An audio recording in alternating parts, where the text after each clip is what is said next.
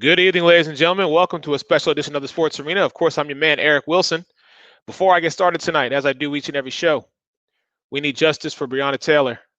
We need justice for Elijah McClain. We need justice for Vanessa Gillian. Let's get down to the nitty gritty, y'all. As I'm sure everybody is seeing across social media, Facebook, Twitter, IG, and everything else that you got flowing, Leonard Fournette was released by the Jacksonville Jaguars. Well, the man traveled 314 miles straight south to Tampa Bay.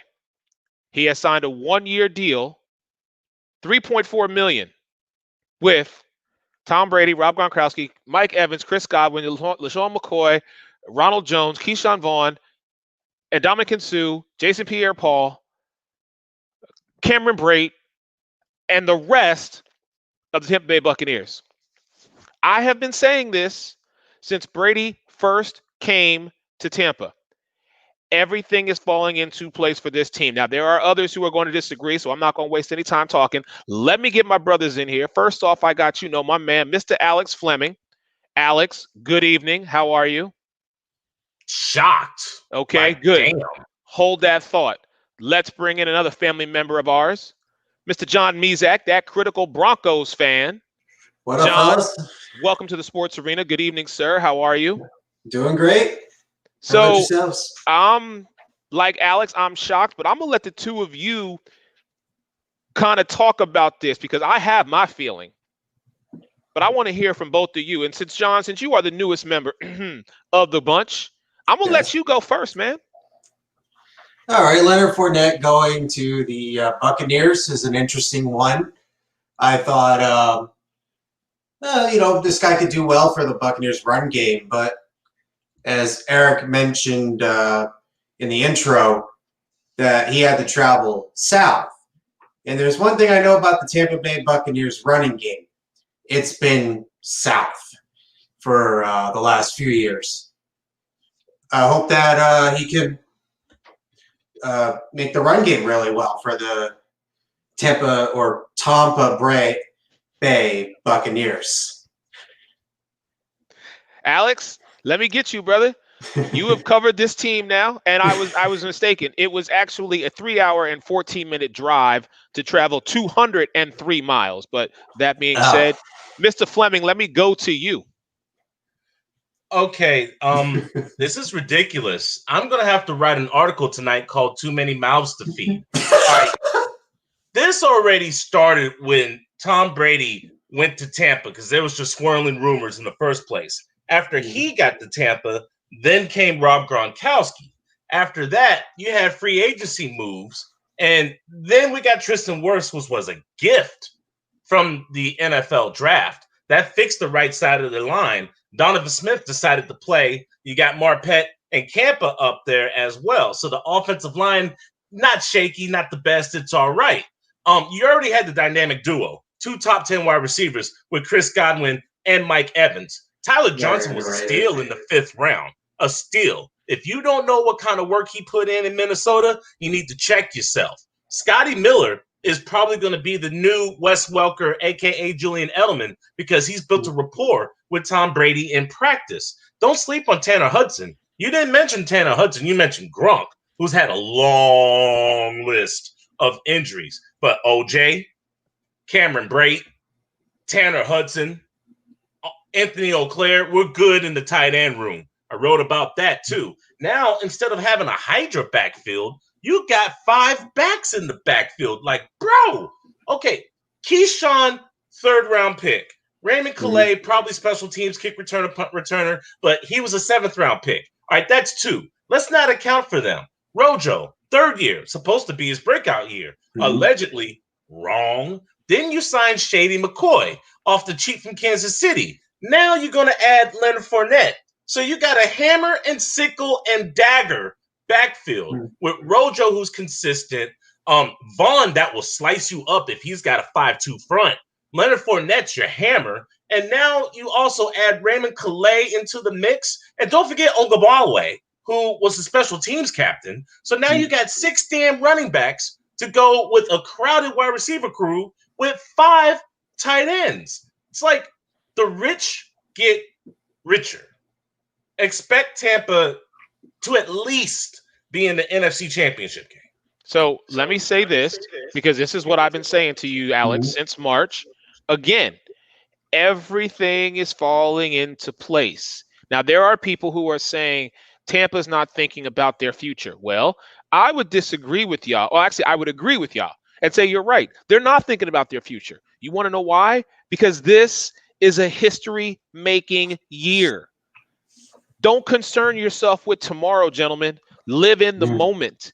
And the fact that they have stockpiled.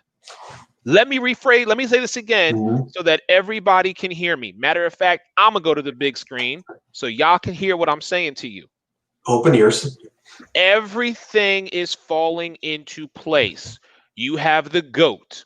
You have his red zone efficient tight end. You have weapons at the wide receiver position.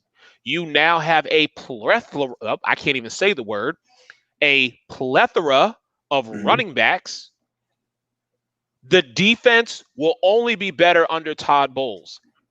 Everything is falling into place for Tampa. And here is the one thing that people need to understand. We don't know how this season is going to play out because of COVID. We don't know if there's going to be a stoppage in play this season. We hope that there's not going to be one, but the possibility does exist. And should any of those players that I mentioned, John mentioned, Alex mentioned, come down with COVID, guess what? Tampa is stockpiled to where go take your 14-day rest, go do what you need to do. We'll be fine for when you come back. All right. Just curious if I just something to say, because with how COVID has been with the players being missing 2 months from April to July, that there hasn't been a lot of training going on. So my concern is there going to be guys that might be slow on the playbook, having stiff joints? You know, what kind of injuries could happen outside of the virus? Okay, I guess I'll tackle this one. They shored up the defensive line with Khalil Davis. Vita Vea should be healed from his hand injury, and Ndamukong Suh's Ndamukong Suh. Can you remember the last time he was hurt? I didn't think so. No. We arguably have the best linebacking core. If we don't have the best linebacking core, we're in the top 3. That's not a question. If we're not the best, we're in the top 3. The only question on this team would be the secondary. But with Carlton Davis, Sean Murphy-Bunting, and with the addition of Antoine Winfield, our secondary can only get better. Guys, to hell with the NFC South. I wasn't worried about the Falcons before. I'm damn sure not worried about the Falcons now. Carolina's rebuilding. Our only threat was New Orleans. And with the issues they're having with Alvin Kamara and the fact that Drew Brees is looking older than Tom Brady, bro, I think we should make our attention Kansas City and Baltimore and Buffalo. Honorable mention, Buffalo. Let's not sleep on those Bills. They made some moves, but yeah, to hell with anybody in the NFC. If your name's not San Francisco or New Orleans, I don't give a damn about you. We're past that. We've got a semi-automatic weapon with a banana clip when it comes to Arsenal. You can't mess with us. I'm so happy to say that we will not be the doormat that we have been for the last 5, 6, 7 years in the NFC South or the NFL. Guys, I'm humbled. We're ready. Tall task ahead of you. Oh, yeah. I just really hope that with the schedule that has been laid out before you, that this team is prepared for not only the limelight, not only the exposure, not only for Tom Brady to do what he does, but I hope they have the pedigree and the experience, aside from those who have been in the playoffs, to be able to handle the pressure. Because please understand, now, more than ever, Tampa has a target on your back. You already had one on you when Brady walked through Raymond James stores. You already had that on you. It got bigger when Gronk showed up. It got even bigger when you knew that Brady was connecting with Evans and Godwin, and you could see that chemistry begin to flow. It got even bigger than that when you found out that even though he had Gronkowski, he still has a Cameron Brate and a O.J. Howard. I haven't even got to the running back position. And so now, as you said, you bring in the hammer, the sickle. You brought in, basically, this is what you did. Okay, I'm going to take it back for everybody for a moment. All my old school people will understand what I'm saying to you. You put the Constructicons together and made Devastator. That is what you did. Okay? You want to go back even further? Y'all bought Voltron back. I'm letting y'all know right now. But it means absolutely nothing if you do not win it all and create history. Be the first team to host and win the Super Bowl. Something that Cleveland should have taken to heart. It's like you'd be the best on paper and it just falls flat. This is a little bit different, John. This is a little bit different. We were number 3 in offense last year with Jameis Winston. We had 2 wide receivers who had more than 1,000 yards. With Godwin's and Evans, the dynamic duo, they had 2,490 yards total and 17 touchdowns. So you can miss me with that. The only thing that we were lacking was a running game because between Peyton Barber and Ronald Jones, they amassed a total of 1,100 yards rushing and about 300 yards receiving because Rojo only had 31 receptions. Check my numbers. Now I'm thinking at least 1,600 yards rushing, if not more. Receiving, Keyshawn Vaughn, Ronald Jones has worked on his receptions. That T formation that I mentioned about a month and a half ago, and people thought was a pipe dream. They thought I was smoking something good. No. It was Kush. Because now you could do that with a running back rotation because you got 5 damn options. You have opened up the playbook to where you can play ace, shotgun, I4, T, split back, single back. You have opened the playbook to do absolutely everything. And don't sleep on Franklin, who is going to make the team because he's your backup quarterback in case something happens to Brady. Guys, NFC, be warned. Be warned. If you're not San Francisco or New Orleans, we bringing all the smoke. We don't play San Francisco this year, and New Orleans, your asses better be ready. Okay, so with that being said, I'm going to go to John first, and then, of course, Alex, I'm going to give you the final word on this. So, John, a long time ago, Alex Fleming and I gave our early bird predictions for what we thought the season was going to be. Way too early bird prediction, as we called it. I watched those videos. Oh, well, thank you, Alex. That was our one viewer that we had. With that being said, Alex said 12-4. I said 11-5. Tonight, I want locked in what you think the record is going to be. And John, I'm going to ask you first because you are the newcomer to the group. All right. One of the issues I do see with Tampa Bay is a bit of the offensive line, even though I have listened to Alex said about how the offensive line isn't perfect, but with Brady's quick release, he might be able to get the ball out on time. I love watching Mike Evans and Chris Godwin from last season. Gronk does add a new element to the tight end position. And the front 7 is very underrated. I will say that.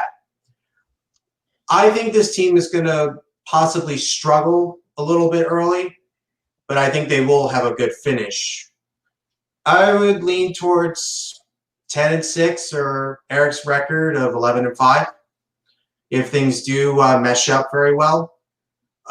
If not, 8-8 at best as a low. Okay. So feet to the fire right now, John. You got to give me a number. Final answer. What's the record going to be? 10-6. Okay. Mr. Fleming, sir, I owe you an apology. You know, I am not a big man of admitting when I'm wrong, especially to you, but you continually find ways not only to shock and impress me, but to remind me of the human computer that you are, sir. I am going 13-3 Tampa Bay Bucks. You're reading my script, sir, and thank you for that apology. You didn't need to do that, but thank you for that. I can't make people pay attention. Hint, hint, Baltimore last year. But, you know, they laughed at me when I said that Daniel Jones was going to throw for 300 yards last year, too, against the Bucks. Maybe now people will start paying attention. The only issues I see is Kansas City, Aaron Rodgers abusing our secondary, and New Orleans. We're splitting with New Orleans. KC now knows that it's going to be a shootout. And if we take care of that bad man, I don't see anywhere else where we can be beat. We're going to struggle against Minnesota when it comes to the running game, but boy, oh boy, we're going to have fun with their secondary. That's going to be a field day. I said 12-4. I'm going to match you. 13-3. All right. Thank you, everybody, for tuning in. Like I said, special edition of the Sports Arena with our man, Mr. John Misak, that critical Broncos fan, and, of course, my brother, Mr. Alex Fleming, bringing all the smoke to anybody that wants it. We will be talking to you guys real soon. And as we always say, everybody, hey, stay tuned. See ya.